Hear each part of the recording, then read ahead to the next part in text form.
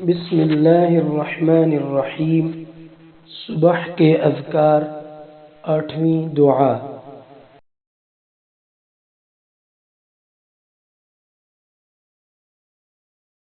بسم اللہ الذی لا یضر مع اسمہ شیء فی الارض ولا فی السماء وہو السمیع العلیم۔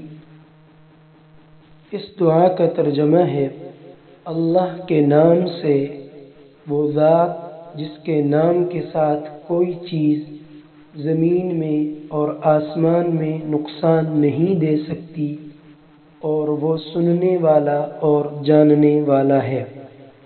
اس دعا کو 3 مرتبہ پڑھنا ہے۔ بسم اللہ الذی لا یضر مع اسمہ شیء فی الارض ولا فی السماء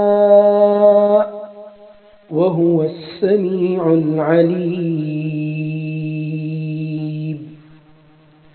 بسم اللہ الذی لا یضر مع اسمہ شیء فی الارض ولا فی السماء وہو السمیع العلیم۔